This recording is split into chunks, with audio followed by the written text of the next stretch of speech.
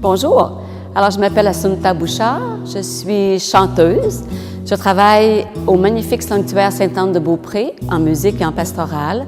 Je dirige aussi la chorale de la basilique Sainte-Anne-de-Beaupré. Et comme loisir, je suis chef de chœur de l'ensemble vocal Arc-en-Son. T'es un artiste, rien qu'un artiste. Les pieds bien ancrés dans la terre et les yeux tournés vers ma mère. T'es un artiste, t'es un artiste, idéaliste, avec des rêves et des visions.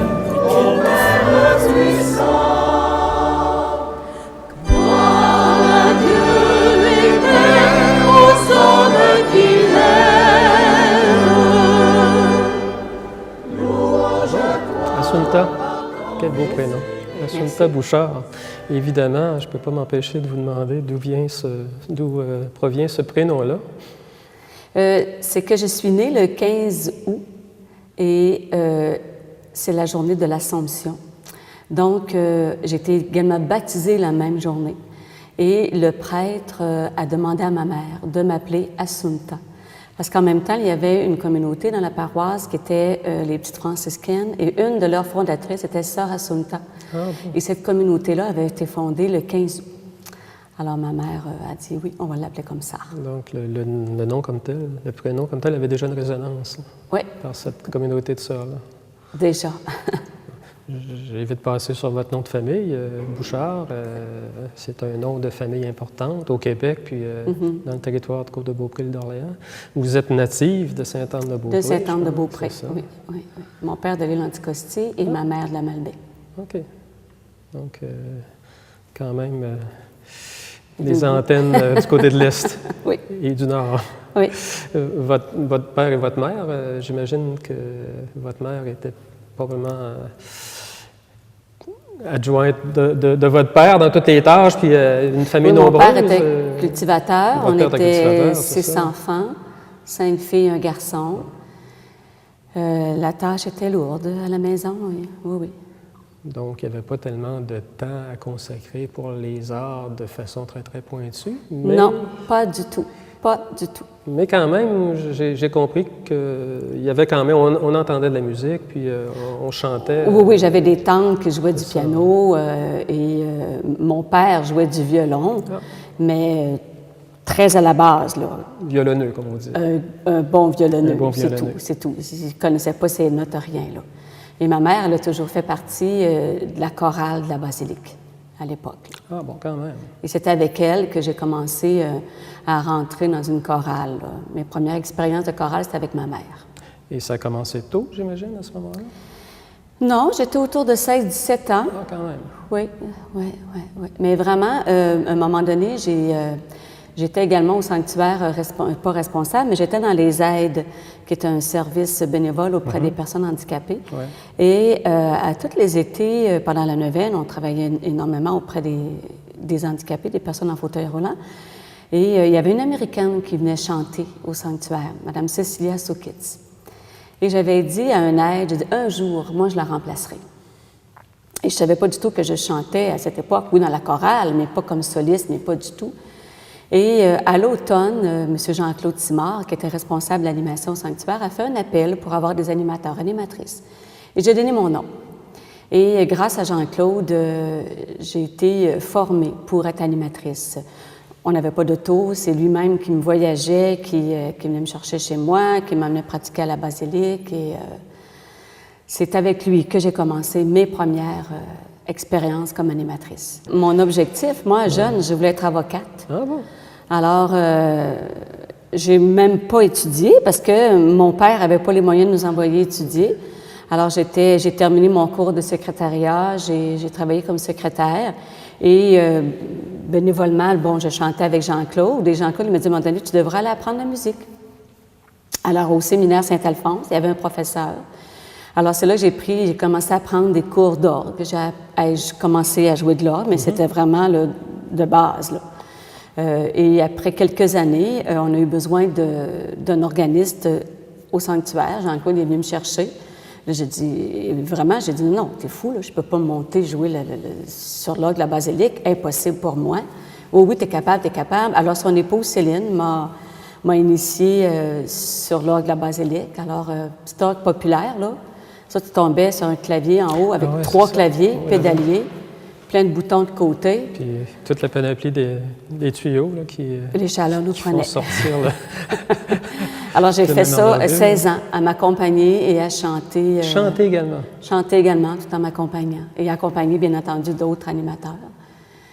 Mais ça faisait partie également de mon travail. Là.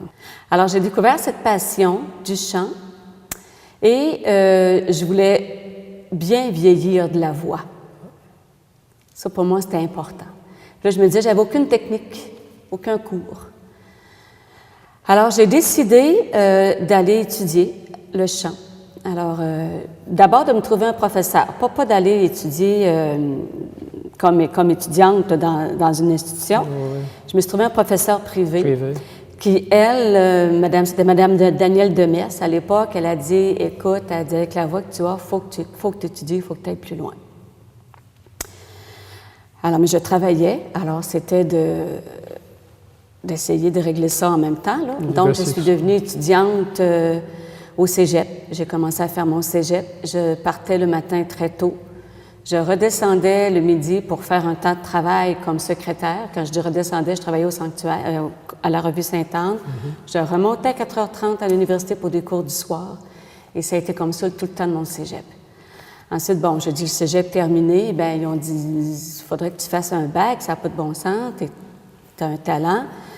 Donc, bon, je m'étais dit, est-ce que je fais un bac en enseignement? Ils ont dit non, avec la voix que tu as, il faut que tu ailles également faire un bac en interprétation. Et puis moi, j'avais quand même 32, 33 ans. À mon âge, est-ce que, j'étais pas vieille, mais je veux dire, est-ce que pour faire carrière, je ne sais pas. Alors, j'ai auditionné, puis oui, on m'a accepté pour faire un bac en interprétation. Alors, c'est la même chose. Les études, ça ne se paye pas. Il fallait travailler. Donc, et ça me prenait un deuxième instrument. Là, j'ai perfectionné l'orgue. Mais je venais pratiquer l'orgue ici le matin. Quand je dis ici le matin, à 6h30 dans la chapelle de l'Immaculée. J'avais les clés, j'étais toute seule, ça allait bien, je pratiquais mes pièces, c'était merveilleux. C'est quand même choyé là, d'avoir... J'ai été très choyée parce que... le lieu en plus. Et j'avais le lieu, exactement. Mais quand j'arrivais au jubé, et que là, il fallait que je joue mes pièces dès que je voyais quelqu'un, j'étais incapable.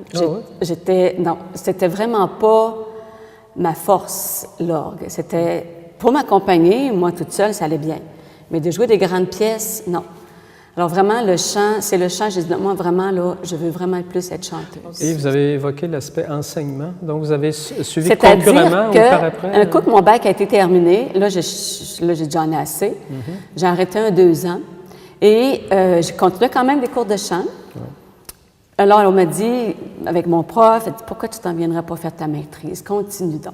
Bon, OK. Alors là, j'ai continué la maîtrise en interprétation, qui était 45 crédits à l'époque. Bien, c'est encore la même chose, mais il fallait que je fasse mes crédits.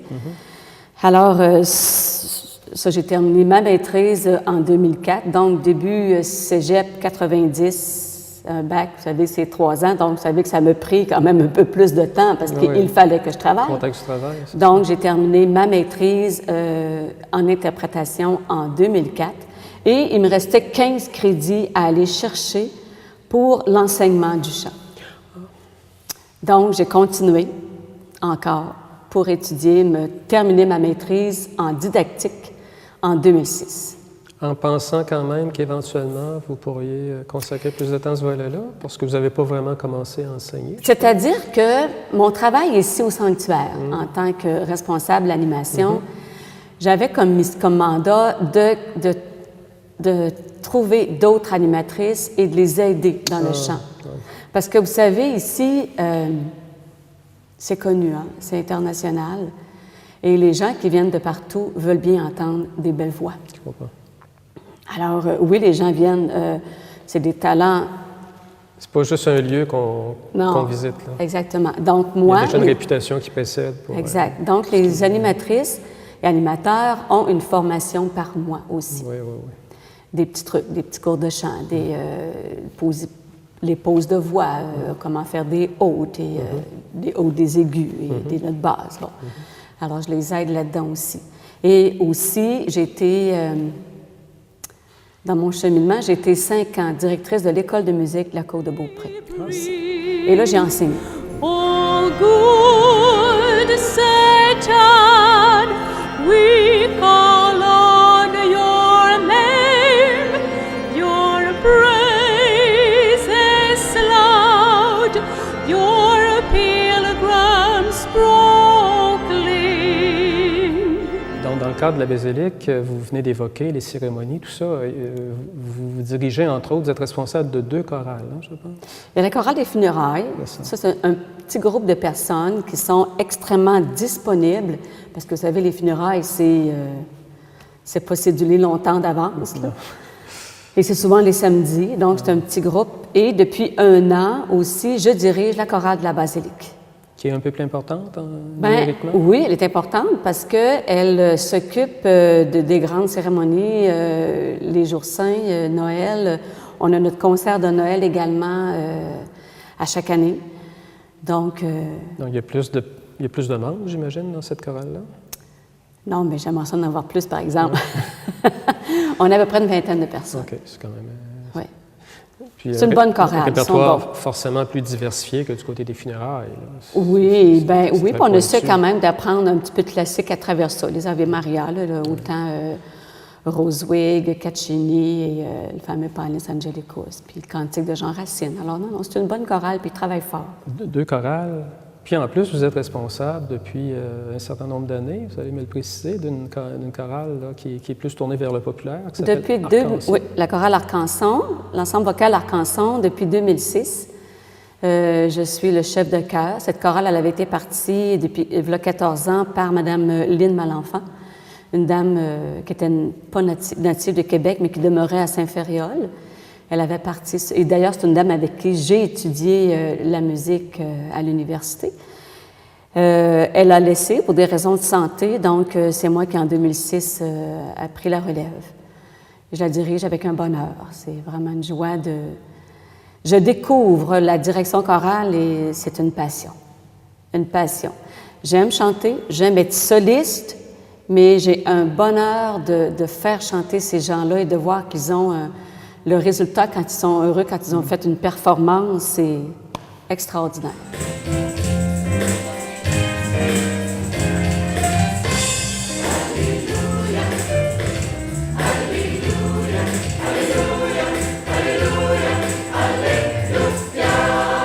Arcanson, donc vous m'avez situé ça dans le temps, mais numériquement, c'est plus important aussi que les 2 chorales de la basilique. Là. C'est une 40aine de membres, je pense, qui Oui, une 40aine de membres. Au niveau du nombre, ils sont plus importants, mais Moins d'activité. moins d'activité. Au niveau de la qualité vocale, je peux dire que les 2 se comparent, les 3 même se comparent. Au niveau de la disponibilité, c'est sûr que les 2 chorales de la basilique, là, il faut avoir du temps. Puis, Il faut être très disponible. oui. Mais c'est Il faut bénévole être dans disponible, tous ces cas. oui. C'est ça. Mais c'est quand même, dans l'ensemble, des gens qui aiment le chant et qui sont passionnés du chant. D'un côté, c'est du chant religieux, on s'entend. Pour ce qui est de la basilique, c'est... D'un côté, c'est du chant religieux. De l'autre côté, c'est du chant populaire. D'un côté, on chante avec les partitions, bien entendu, mais ils apprennent à la note. D'accord.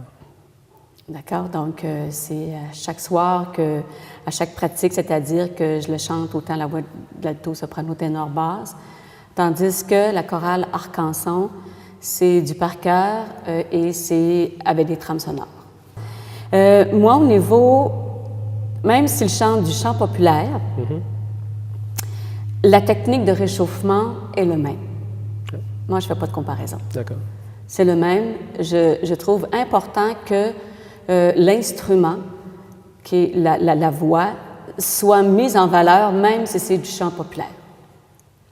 Donc, Les mêmes précautions. les mêmes hauteurs de notes, les mêmes précautions, les mêmes...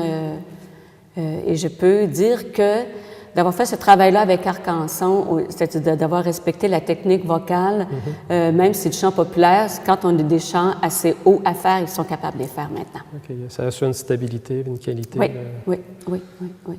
Parce que quand les membres d'une chorale sont plus nombreux, quelque part, c'est peut-être aussi plus... Ça peut, comme on dit, des fois, cacher un peu les défauts, là. Les talents ne sont pas tous de niveau égal, j'imagine. C'est normal. La passion peut être la même, mais il y a des voix plus puissantes que d'autres. Il faut aussi composer. Il faut mieux exploiter certaines voix que d'autres, j'imagine. Disons que c'est des choristes, alors je veux dire, on les exploite en tant que choristes. Mais certains d'entre eux vont être appelés à être solistes pour certaines... On les rencontre, à ce moment-là, je les rencontre individuellement. Okay. C'est à ça que sert ma maîtrise en enseignement. C'est ça, détecter les gens qui, pour certaines chansons, certains types de répertoire peuvent sortir du rang, la façon de parler. Oui. Est-ce qu'il y a des instrumentistes parfois qui s'ajoutent? Exceptionnellement, cette année, on en a eu une qui a joué du piano, qui est également chef de pupitre pour les hommes. Donc, elle s'est accompagnée au piano. Mais sinon, on travaille avec des trames sonores. Trames sonores. Là, on parle évidemment d'Arcanson. Arcanson, toujours. Mais avec la chorale de la basilique, on est accompagné à l'orgue. C'est l'orgue qui est toujours... Oui.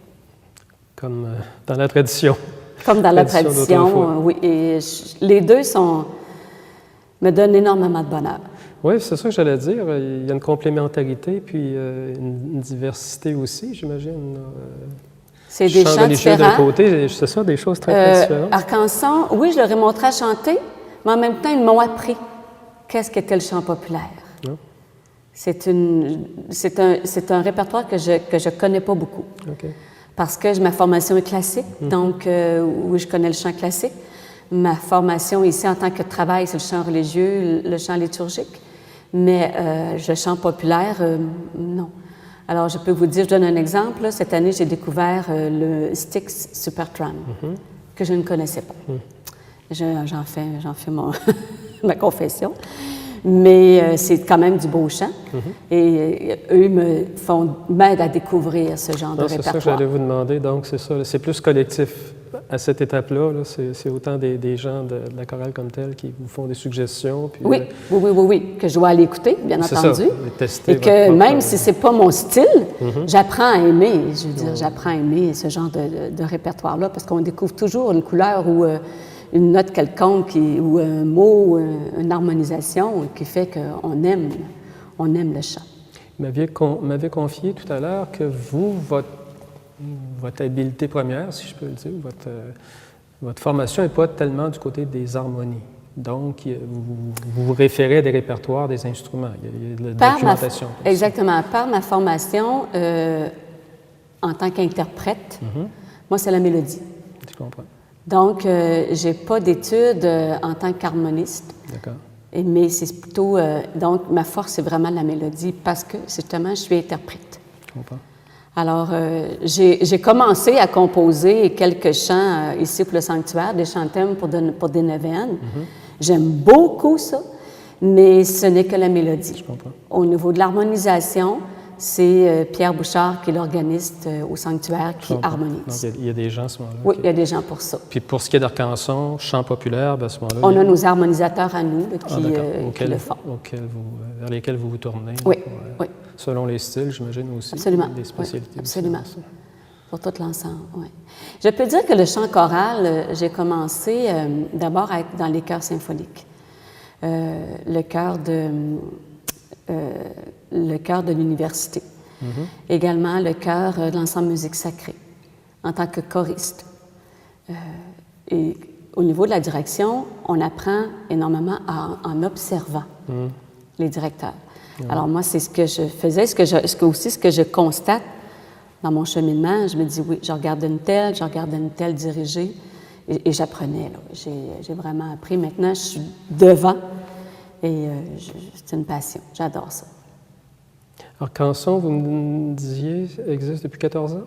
Oui, depuis 14 ans. Et on a dit que c'était une quarantaine de membres, mais c'est des gens exclusivement de la Côte-de-Beaupré. C'est de la Côte-de-Beaupré. Des adultes? Des adultes. Qui n'ont pas ça comme profession? Donc, Non, c'est pas vraiment du tout. C'est vraiment un passe-temps. un loisir. Un loisir, pour ces oui. gens-là. Oui. Oui. C'est des gens qui aiment le spectacle, c'est des gens qui aiment la danse et c'est des gens qui s'impliquent énormément. Ah oui, il y a de la mise, vous dites, parler de danse. Il y a de la mise en Il y a de la mise scène. en scène. Il y a de la c'est mise ça? en Des scène. chorégraphies. Oui, des chorégraphies. Ça, il y a d'autres exactement. personnes. D'autres que personnes vous qui l'apprennent. Non, non, s'ajoutent c'est pas pour, moi. Moi, c'est pas non plus ma tasse de thé. C'est pas ma force. Mais c'est très beau quand on joint les c'est deux ça, ensemble. C'est ça. C'est important quand même Oui. Pour vous, comme directrice, de suivre tout ça puis de voir Oui, absolument. est-ce que tout ça s'insère bien puis baigne dans l'huile, quoi. Mm-hmm. Côté diffusion, promotion, évidemment, là, j'imagine qu'avec 14 ans derrière, le répertoire doit commencer à être pas seulement large. Le répertoire est très large et on en vient à apprendre des choses un petit peu plus difficiles. Ah. Comme des pièces jazzées, c'est un peu plus difficile. Au niveau des harmonisations, au niveau du rythme. Oui, du rythme, c'est ça que j'allais dire. Au niveau du rythme, mais Ça peut ils apprennent bien. produire des, oui. des choses intéressantes. La même chose que la chorale de la basilique. Cette année, on a appris un Ave Verum de Jenkins. Eux autres non plus, c'était pas du tout leur style, mais plus on en fait, puis plus ils en veulent. Ah, c'est Et ils le font d'une manière exceptionnelle. Donc, même du côté chant religieux, on peut pousser plus loin les Mais frontières. il faut pour, pousser toujours les frontières pour les chorales. Il faut. C'est comme si un directeur dirige sa chorale puis il les laisse toujours à un simple niveau. Ben, à ce moment-là, la chorale, elle n'avance pas. À ce moment-là, le directeur n'a pas sa place. Je comprends. Selon moi, il faut toujours un point de plus. Il faut toujours avancer. En chant, on n'arrête jamais d'apprendre. Jamais. Comme dans un sport où un sport olympique où la Ouais. dimension artistique serait importante. Je pense à la nage synchronisée, là, où à un moment Ouais. donné, et puis il y a de la musique aussi dans ça. C'est du ballet, en fin de compte. Et voyez-vous, j'ai terminé mes 2 maîtrises et je continue encore à des cours de chant. Ah oui. Oui, il faut pas arrêter de s'entretenir. Alors, présentement, j'étudie avec Madame Monique Pouliot, une petite fille exceptionnelle au niveau du chant. On a la même formation, sauf qu'elle est allée étudier en Europe quelques années. Donc, elle a sa formation beaucoup plus développée, là, parce qu'elle a travaillé avec des grands noms en Europe. C'est quoi vos projets pour les prochaines années? J'ai un projet à court terme qui est de faire un concert le 19 octobre à la salle Dina Bélanger. C'est un concert, je vais me faire plaisir et j'invite des amis à venir chanter avec moi, des gens qui chantent, qui sont autour de moi. Et ce concert-là, c'est un concert bénéfice pour la Maison de la Fraternité Saint-Alphonse, qui est une maison de réinsertion pour les alcooliques, les toxicomanes, etc., et dont le responsable est le père André Morancy. Donc, c'est pas un contexte de chorale, c'est la chanteuse C'est la qui chanteuse va être accompagnée par une pianiste et des musiciens. Là, je fais plaisir à moi, de moi, avec amour. C'est important. Oui, comme je vous dis, mes dernières expériences, ça a été à l'université, encore de concerts avec nos professeurs. Chanter ici à la Basilique, pour moi, c'est tellement... j'ai le plus beau des grands théâtres. Hein. Je me suis toujours dit que Céline Dion en a un, mais moi, le mien, il est merveilleux. Il n'est pas à vendre. Il n'est pas à vendre. Il n'est pas à vendre, mais il m'appartient Je crois pas, du moins. Non, il n'est pas à vendre, mais il est tout simplement magnifique. Et j'ai la chance de chanter ici. Mais je veux faire un concert vraiment... Je veux que les gens me connaissent populaire et classique. Alors, parce que quand j'ai fait mes prestations au niveau universitaire, ma propre famille est venue, mais j'avais pas de public. Bien sûr. Alors, puis ici, on me connaît au niveau de chant religieux. On ne me connaît pas au niveau du chant populaire. Ah oui. Alors, juste un exemple, j'ai un grand ami à moi qui a chanté récemment sur le théâtre du Capitole une chanson d'Elvis. Alors, je lui ai demandé de venir faire avec moi une chanson d'Elvis Presley. Donc, à cet événement-là. À cet événement-là. Alors, lui, ça, il l'a accepté. Et d'autres pièces que c'est pour me faire plaisir. La date est fixée déjà? Oui, c'est le 19 octobre à la salle Dina Bélanger. Et les gens pourront... On va faire une publicité Ça va une publicité en bientôt. Là, conséquence. oui. Les gens pourront y participer, puis ça va... Une partie des bénéfices, tout au moins, je comprends, va... Je dis toujours c'est mon dernier concert, mais On verra. Oui, mais On je verra. pense qu'au contraire, un premier Mais pas c'est plus- surtout un plus- objectif Ouais, parce c'est que ça peut être le début d'autres choses. c'est surtout de dire, j'ai toujours cet objectif-là de bien vieillir. Et quand on prend je me considère pas vieille, mais à un moment donné, on se dit, non, j'y vais pas parce que les nerfs sont moins solides. OK? Alors, non, je me dis, je le fais.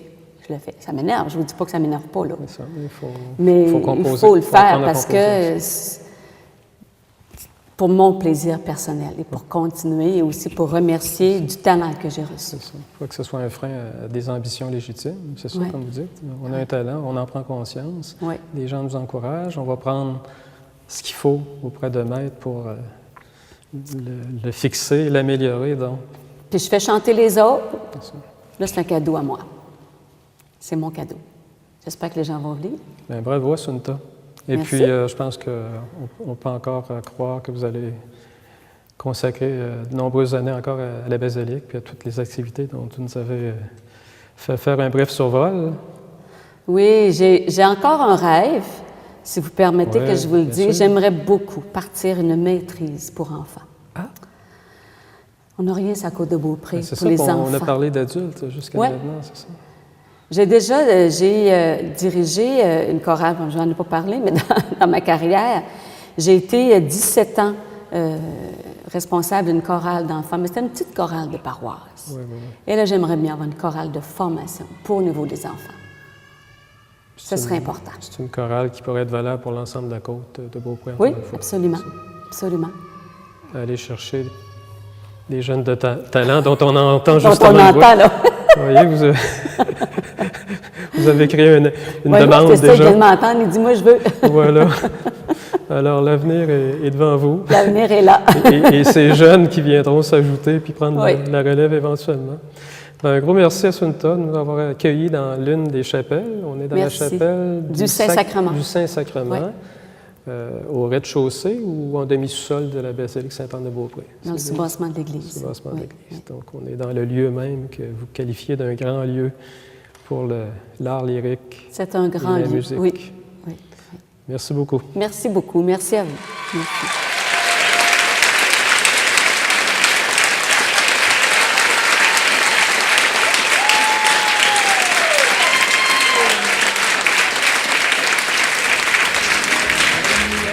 Avec du noir, des notes blanches sur des vers qui sommeilleient dans un tiroir, et tu recrées des univers pour nous redonner de l'espoir. T'es un artiste sur une...